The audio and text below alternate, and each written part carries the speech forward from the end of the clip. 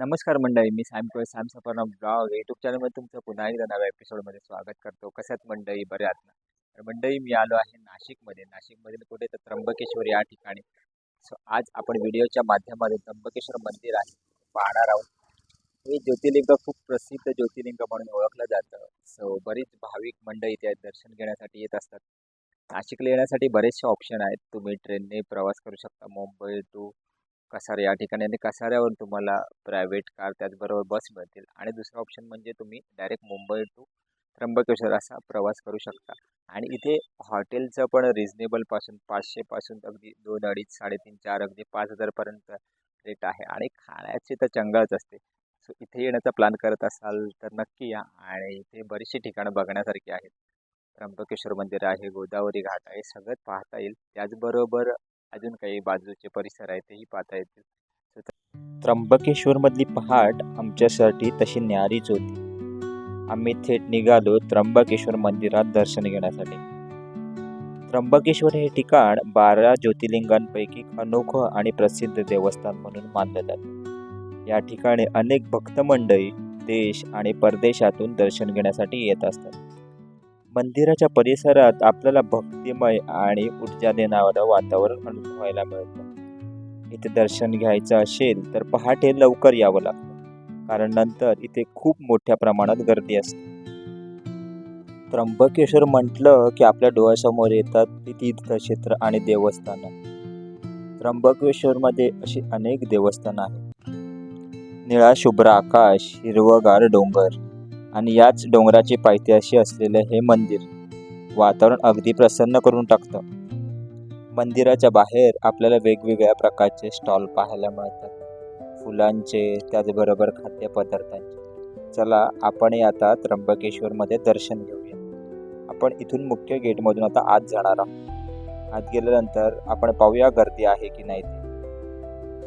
मंदिराच्या आत प्रवेश केल्यानंतर प्रचंड मोठ्या प्रमाणात गर्दी पाहायला मिळाली.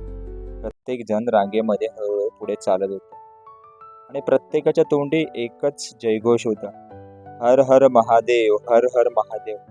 इथे अगदी चिमुकल्यांपासून वयस्कर माणसं दर्शन घेण्यासाठी आले होते.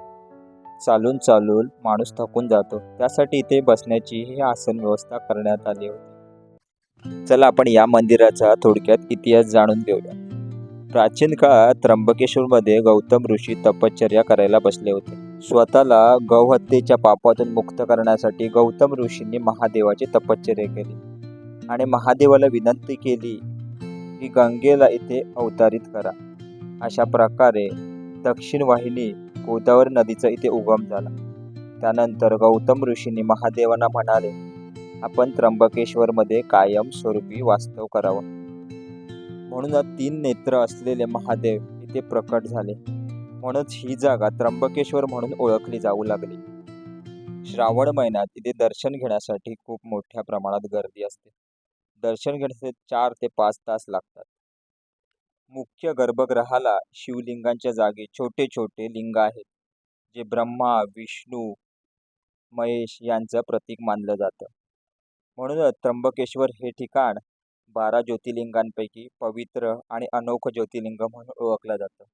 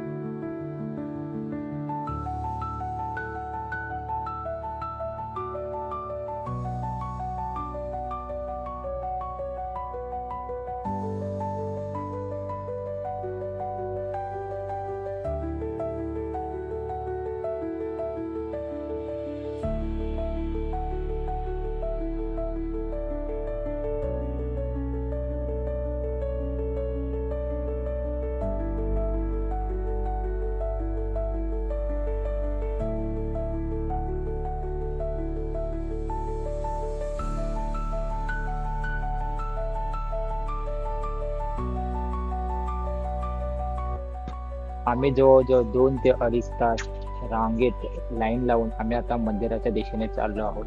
पण मंदिरात गेल्यानंतर कदाचित अजूनही 1 तास लागू शकतो, कारण की इथून आतमध्ये जाण्यासाठी मुख्य द्वार आहे. इथून आतमध्ये गेल्यानंतर आपल्याला दर्शन होणार आहे. सो पाहूया आपल्याला अजून किती वेळ लागतंय ते. आणि एकंदर पाहिलं तर आपण पाहू शकतो मंदिराचा हा मुख्य प्रवेशद्वार आहे. पुरातन काळातील बांधलेलं हे बांधकाम आपण पाहू शकतो.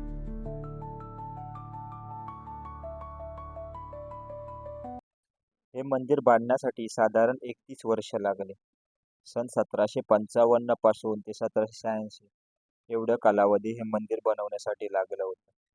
हे मंदिर बांधण्यासाठी साधारण 16 लाख एवढा खर्च आला होता.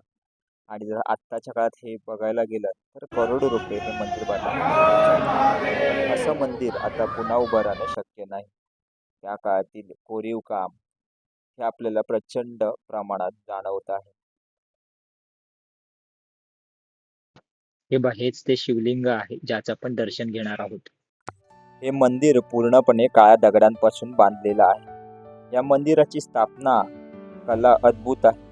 अगदी बारीक बारीक काम या मंदिरात करण्यात आलं आहे. ज्या काळात आधुनिक पद्धत कोणतीही साधनं नव्हती त्या काळात एवढं कोरीव काम करणं म्हणजे खूपच कठीण आहे.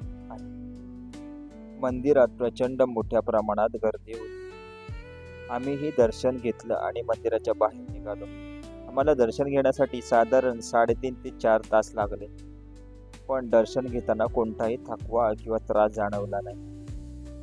चला तर मंडळी, आजचा एपिसोड आपण इकडेच थांबवूया. पुन्हा एकदा भेटू नव्या एपिसोडमध्ये. तोपर्यंत बाय बाय, टेक केअर. बोला हर हर महादेव.